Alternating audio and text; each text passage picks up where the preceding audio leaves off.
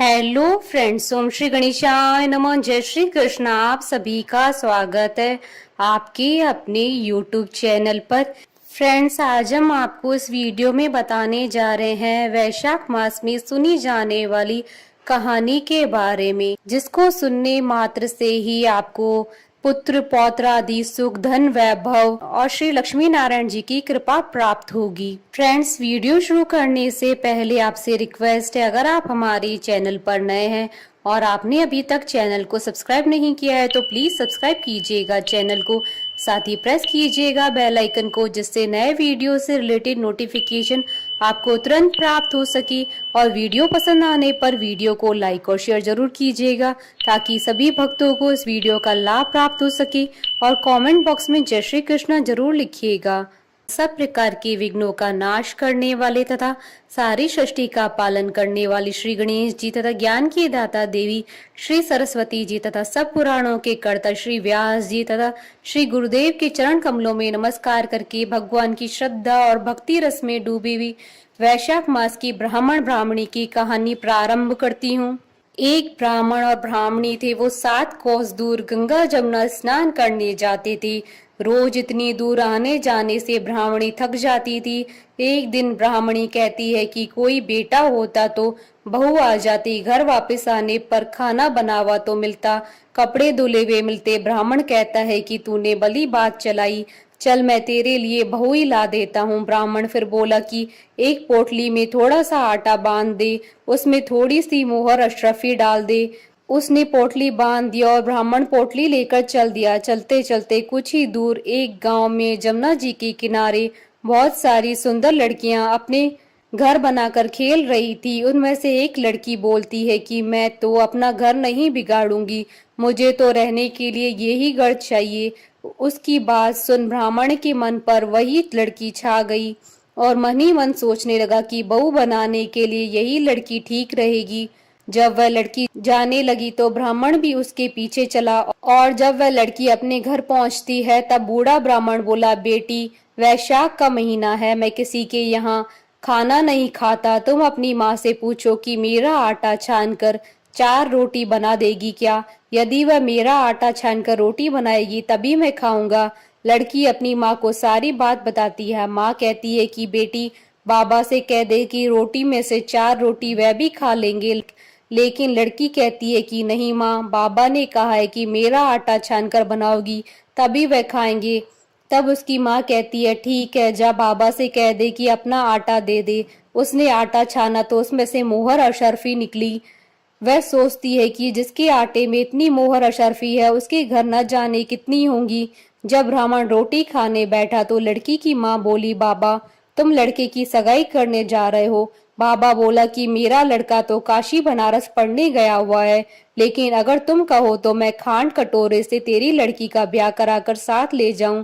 लड़की की माँ बोली ठीक है बाबा, और वह ब्याह कर लाया। घर आकर बोला, रामू की माँ दरवाजा खोल, देख मैं तेरे लिए बहू लेकर आया हूँ, आकर बहू का स्वागत सत्कार कर। ब्राह्मणी बोली, दुनिया तो ताने मारती थी, अब तू भी मार ले, हमारे तो 7 जन्म तक कोई बेटा बेटी नहीं है, तो बहू कहाँ से आएगी? ब्राह्मण बोला, तू दरवाजा खोल। ब्राह्मणी ने दरवाजा खोला तो सामने बहू खड़ी देखी। तब वह आदर सत्कार से बहू को अंदर ले आई।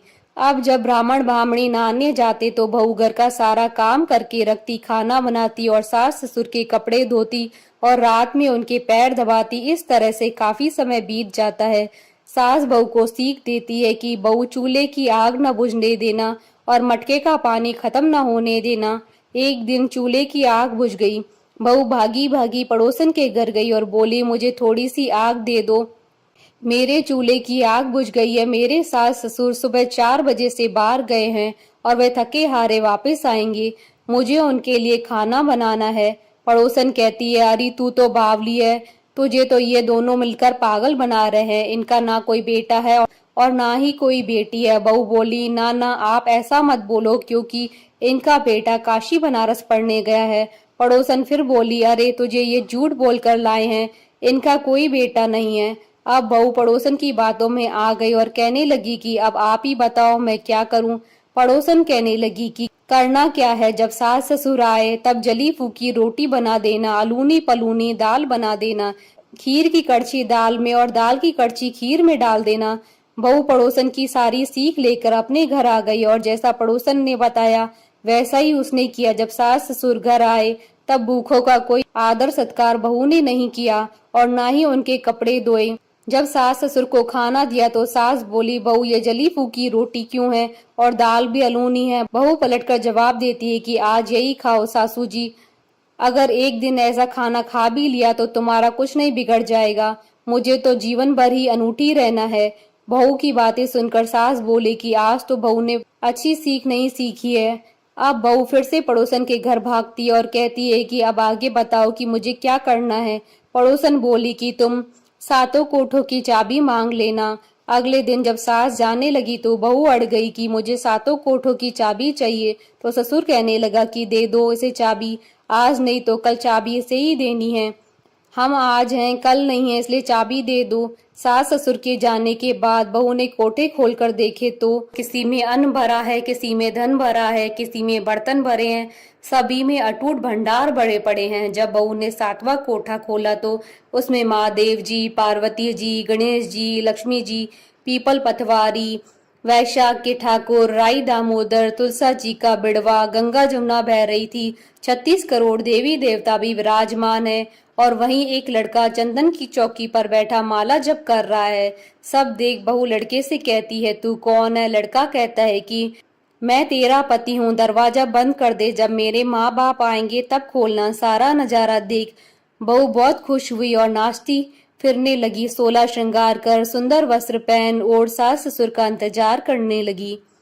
उनके लिए 36 प्रकार के पकवान बनाकर रखे। सास ससुर जब वापस आए तब उसने उनका बहुत आदर सत्कार किया, उनके कपड़े धोए, उनके पैर दबाए। बहू सास के पैर दबाते कहने लगी कि माँ जी, आप इतनी दूर 12 कोस यात्रा करके गंगा जमुना का स्नान करने जाती हो, थक जाती हो, तो तुम अपने घर में ही स्नान क्यों नहीं करती हो? बहू की बात सुनकर सास कहने लगी, भला गंगा जमुना भी घर में बहा करती है क्या? बहू बोली, हाँ माँ जी, बहती है, चलो मैं आपको दिखाती हूँ। उसने सातवां कोठा खोलकर दिखाया तो उसमें गणेश जी, महादेव जी, पार्वती जी, पीपल पतवारी माता लहरा रही है, तुलसा जी भी लहरा रही हैं, वैशाख के ठाकुर, राई दामोदर, गंगा जमुना बह रही हैं, 36 करोड़ देवी देवता विराजमान है और वहीं तिलक लगाए चंदन की चौकी पर एक लड़का माला जप रहा है। माँ ने कहा कि तू कौन है? लड़का बोला, माँ मैं तेरा बेटा हूँ। बुढ़िया फिर बोली, तू कहाँ से आया है? लड़के ने कहा कि मुझे वैशाख देवता ने भेजा है। बुढ़िया कहती है कि बेटा ये दुनिया कैसे जानेगी, कैसे जानेगा? मेरे घर का धनी क्या जानेगी? देवरानी जेठानी क्या जानेगा? मेरा अगल बगल पड़ोस की तू मेरा ही बेटा है। बुढ़िया ने विद्वान पंडितों से सलाह ली तो वह बोले, इस पार बहू बेटा साथ खड़े हो जाए और उस पार बुढ़िया खड़ी हो जाए। बुढ़िया ने चाम अर्थात चमड़ा की अंगिया ब्लाउज पहनी हो, छाती में से दूध की धार निकले, बेटे की दाढ़ी मूछ भीगे, पवन पानी से गठजोड़ा बंधे तो जब जाने की यह बुढ़िया का ही बेटा है। उसने ऐसा ही किया।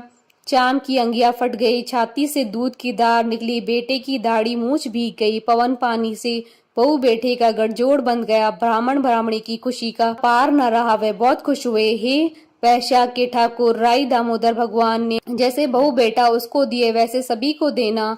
कथा अधूरी हो तो पूरी करना और पूरी हो तो मान रखना।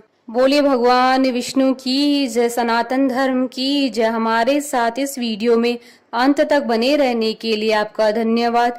ओम श्री गणेशाय नमः। जय श्री कृष्णा।